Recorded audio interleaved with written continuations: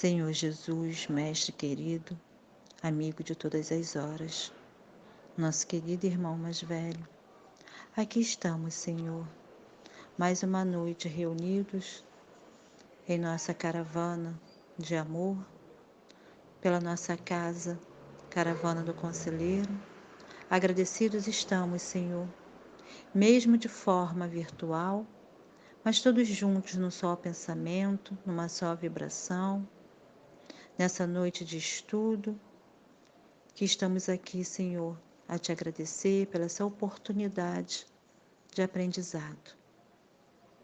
E também, Mestre, pedimos a Ti por todos aqueles que estão passando por alguma necessidade, Mestre, seja física, seja mental, espiritual e material, que o Senhor possa consolar cada coração que está passando por momentos de dificuldade, por momentos de doença, por momentos de desemprego, por tantas coisas, Mestre, por tantas dificuldades que o nosso planeta está passando. Mas sabemos, Senhor, que Tu és o governador espiritual deste planeta, que somente Tu sabe as nossas mais profundas necessidades.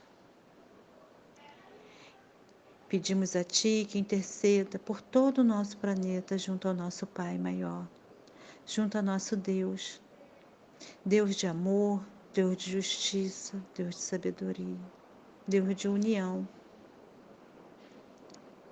Ó Mestre Jesus, a Ti te rogamos Tuas graças a todos nós. Ampare a cada coração triste, a cada coração que sofre, a cada mãe, a cada pai, a cada filho. E envolva, Mestre, a todos que se encontram em nossos pensamentos, em nossos corações e nas nossas preocupações. Pedimos também, Mestre Jesus, que fique conosco no decorrer de todo o nosso estudo. Ampare a cada um de nós e principalmente a nossa irmã Leila, que irá falar aos nossos corações.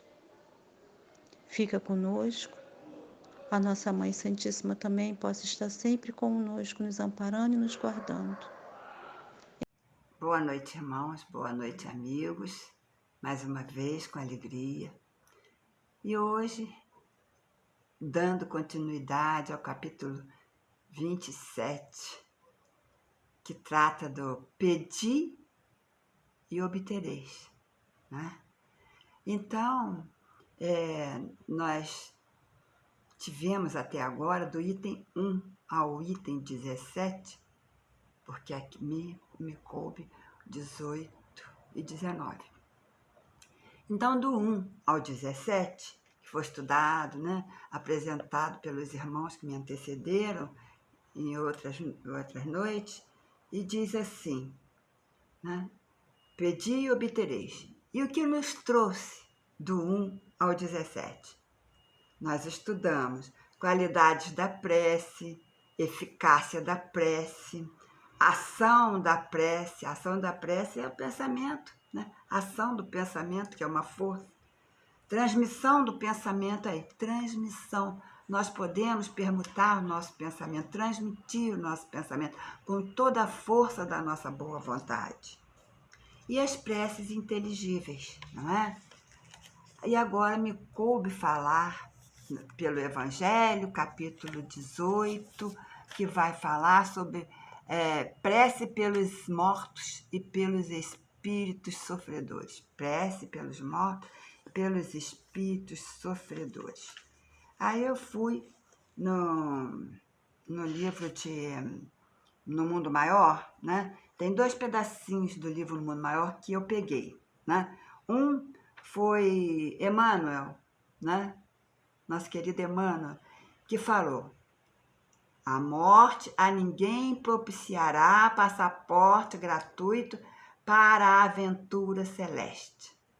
Nunca promoverá compulsoriamente homens a anjos. Morreu, não virou santo, né? cada criatura transporá essa aduana, essa porta, esse caminho da eternidade, com exclusiva bagagem que houver semeado, né, conquistado, e aprenderá que a ordem é uma lei, é uma ordem hierárquica no plano espiritual, espíritos mais evoluídos que orientam, todos são socorridos, todos são socorridos porque somos filhos de Deus, né? E a lei é imutável. Então, todos trabalham no trabalho edificante e o perispírito nos oferece características, né, da nossa vida física. Vai nos ajudar muito. Então, nós seguimos e obedecemos às leis em toda parte, quer espíritos encarnados, quer espíritos desencarnados. Mas todos terão a bênção do Criador, né? Também, no Mundo Maior, no livro Mundo Maior, de André Luiz, né? Psicografado por Chico Xavier, tem um pedacinho na voz do mentor Calderaro, que socorria, né? Porque nos lugares onde podiam os espíritos estar presentes como alunos, como aprendizes, né? Então ele disse assim: depois da morte física, o que há de mais surpreendente, né, para o espírito é o reencontro da vida, né? Por quê? Por que isso? A vida não sofre solução de continuidade, não. Né? Então, nós nos reencontramos conosco mesmo, estaremos vivos, porque somos espíritos, ora encarnados, ora desencarnados, né? E é o perispírito que vai nos dar condição de entender, porque o perispírito, como uma matéria mais leve, mais sutil, mais vivo, estaremos vivos em perispírito, né? Ele vai nos dando condições da aprendizagem, né? E também entender que não somos criaturas criadas milagrosamente, porque quantos pensam que a vida é uma só? Mas não somos criaturas criadas milagrosamente com destinação de adornar a terra. Não, absolutamente. Existe o que é um objetivo, que é o nosso crescimento, a nossa evolução, né? Porque somos herdeiros de Deus. E como herdeiros de Deus, né, séculos e mais séculos, de encarnação em encarnação, vamos conquistando valores, vamos crescendo moral e espiritualmente, né? Porque a lei de Deus é imutável, né, em toda parte, tanto aqui como lá, né? Mas todos terão a bênção do Eterno. Também busquei no livro Após a Morte, de Leon Denis, um pedacinho bastante interessante. Depois da morte, tudo é regulado por uma lei. Cada efeito, cada sofrimento ou alegria se refere a uma causa. Deus não pune, não castiga, nem fere a ninguém. Deixa ao tempo o cuidado de fazer gotejar os efeitos da causa, o que causa o homem. Portanto, o homem é portador, né, das suas ações. O que ele vai passar no plano espiritual é resposta de causa e efeito. Nós somos causadores de nossos conflitos e tribulações, aqui na Terra, ou no mundo espiritual, ou em vidas passadas, provada pela sucessão das encarnações, de milênios em milênios. No livro Céu, Inferno, que o Evangelho manda que a gente vai estudar, vai ler, né? A gente sabe, céu e inferno. Mas para nós espíritas, não é um lugar, é um estado da alma, né? Então, ele vem nos esclarecer que vivemos, pensamos e operamos, quer dizer, somos vivos, aqui ou lá, pensamos. Então, a força do nosso pensamento é criador. A força do pensamento criador, né? Eis o que é positivo. Vivemos, pensamos e agimos. Escolhemos, né? Então, isso é certo. Isso é muito certo. Agora, o certo também é que desencarnamos. Porque realmente a morte não existe. O que existe é o desencarne. Deixamos esse corpo e continuamos vivos. A certeza da vida futura não nos exclui as apreensões quanto à passagem desta para outra vida. A insensibilidade da matéria inerte, né? A morte, né? Encerra essas sensibilidades, as nossas sensações do corpo físico. Mas continuamos com as sensações diversas. Temos diversas sensações das nossas escolhas, dos nossos quereres, né? Continuamos, porque continuamos vivos. No livro Céu e Inferno, que foi orientado, né, no Evangelho, para que nós olhássemos o livro Céu e Inferno, na parte 2, ele vem falar da classificação dos espíritos após o desencarne, né? E vai classificar as sensações que eles vão sentir, que nós vamos sentir, relativo à vida que o espírito encarnado teve, né? Então, tem essa classificação no plano espiritual, que no livro Céu e Inferno, de Allan Kardec, esclarece na parte 2, que nós devemos ir lá estudar, né? Então, espíritos felizes, nós sabemos, né? Que existe felicidade, que existem espíritos felizes. Espíritos medianeiros, quer dizer, medianeiros, mais ou menos. Existem espíritos sofredores, muito sofredores, né? Existem os suicidas, que o sofrimento ainda é bem complicado. Existem os criminosos arrependidos.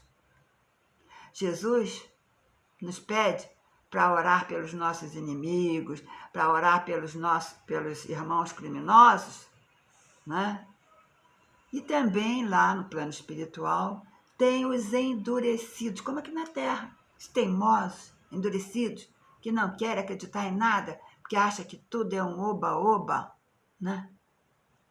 Então, esses espíritos desencarnados estão em provas e expiações. Agora vamos ao Evangelho, né? Vamos estudar o que trata o item 18, da prece pelos mortos e pelos espíritos sofredores. Os espíritos sofredores reclamam preces e estas lhes são proveitosas. Porque, verificando que há quem neles pense, menos abandonados se sentem, menos infelizes. Entretanto, a prece tem sobre eles ação mais direta.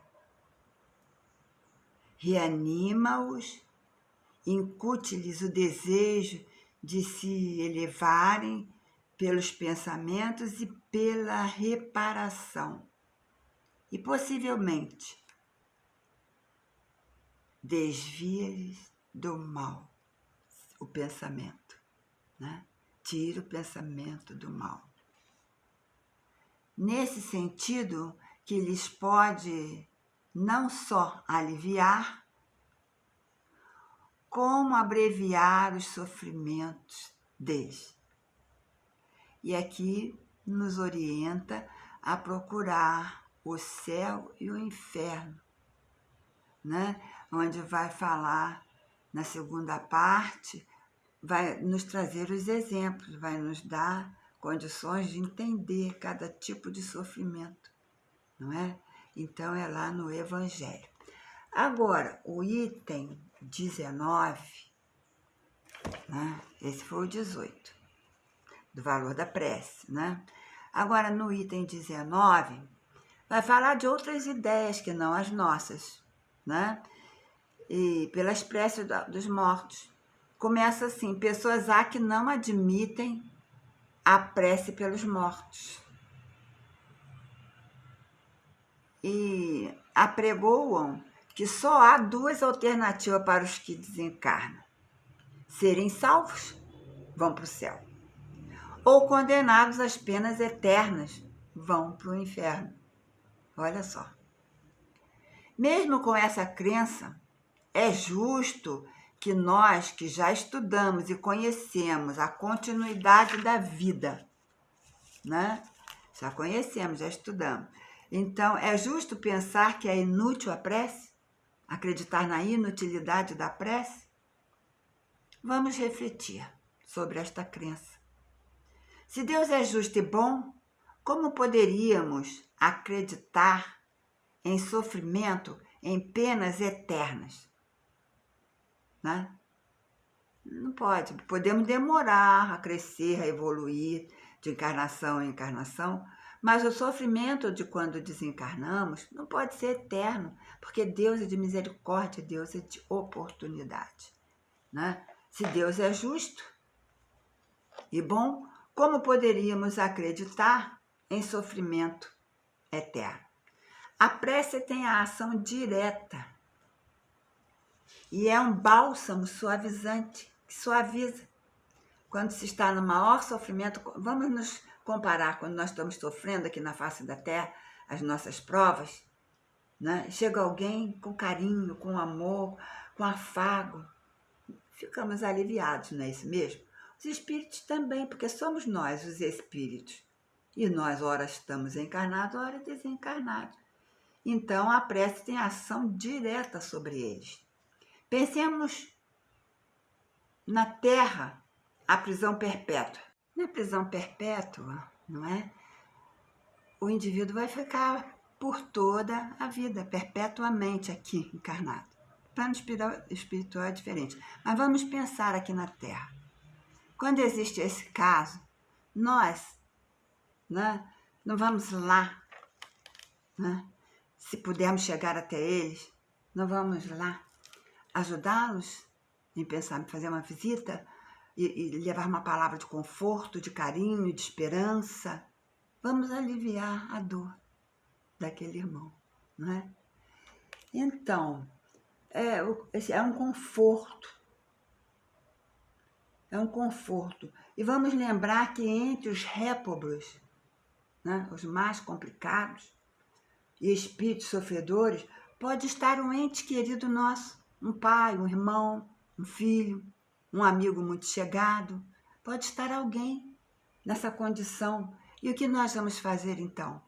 Nós vamos orar por eles, levar para eles o carinho, o amor, né? Porque sabemos que eles têm oportunidade de reconciliação com a vida. Porque somos vida, somos espíritos, a vida continua aqui e além. Somos os mesmos quando partimos. Estaremos na mesma situação, na mesma condição. Então, aqueles que sofrem muito, que têm muitas dívidas, nós não podemos carregar os grilhões deles. Não podemos. Não, ninguém vai sofrer pelo outro. Ninguém vai melhorar pelo outro. Cada um tem a sua conquista. Mas nós temos o dever de apoiá-los, né, na regeneração e levar para eles uma consolação, a prece em todos os casos e caridade, que não devemos negar. Aí está o nosso dever cristão, né? Nosso dever cristão. Sabemos da eficácia da consolação através dos encorajamentos, levar bons conselhos e assistência moral, carinho, fraternidade. Assim é, né, que nos esclarece o item 19 que acabamos de estudar. Meus irmãos, graças a Deus, né, pelo estudo, graças a Deus porque temos orientações espirituais, temos livros, né, e quem puder, tiver oportunidade, vai no Céu e Inferno, na segunda parte, e vê a classificação dos sofrimentos. Tem todos. Agora, meus irmãos, um recadinho de Santo Agostinho, como se fosse de lá para cá, não é? A morte não é nada. A morte não é nada. Eu somente passei para o outro lado do caminho. Eu sou eu. Vocês são vocês. O que eu era para vocês, eu continuo sendo. Me dei o nome que vocês sempre me deram. Fala comigo como vocês sempre fizeram. Vocês continuam vivendo no mundo das criaturas. Eu estou vivendo no mundo do Criador. Não utilizem um tom solene ou triste. Continuem a ser o que vocês são, a rir daquilo que nos faziam rir juntos. Rezem, sorriam, pensem em mim, rezem por mim. Que meu nome seja pronunciado como sempre foi, sem ênfase de nenhum tipo, sem nenhum traço de sombra ou tristeza. A vida significa tudo o que ela sempre significou. O fio não foi cortado. Por que eu estaria fora de seus pensamentos agora que estou apenas fora de suas vidas? Eu não estou longe, apenas estou do outro lado do caminho. Você que aí ficou, siga em frente. A vida continua, linda e bela como sempre foi. Lindo, não é? Então, que sejamos portadores desses pensamentos também. Oremos assim. Deus, nosso Pai, de amor, de justiça, de bondade. Jesus, nosso Mestre, irmão, que nos direciona através dos seus exemplos, através do seu Evangelho do amor. Maria Santíssima, nossa Mãe querida, guias, mentores, amigos espirituais, aqui estamos nós, orando por todos os encarnados do planeta Terra, que está passando por grandes expiações, grandes testes. E também, neste instante, oramos pelos nossos irmãozinhos desencarnados, aqueles que suplicam preces, aqueles que estão em sofrimento, aqueles irmãos suicidas, aqueles irmãos abortados, aqueles que estão passando para o outro lado pela violência do próprio irmão, aqueles que estão passando para o outro lado em fator dessa doença e de outras doenças, mas a mais falada é o Covid. Pai Santíssimo, sabendo que todos são recebidos, que todos são amparados, que todos são encaminhados e que todos são orientados pelos Espíritos de luz. Assim, nós temos a certeza que a nossa prece, que a nossa vibração, que o nosso pensamento chegue imediatamente. Quando oramos em casa, no nosso templo, mas também quando unidos oramos, unidos fazemos mais forças no nosso pensamento e atingimos os nossos irmãos. Paz, bem e luz, conforto e consolação, graças a Deus. Graças a Deus.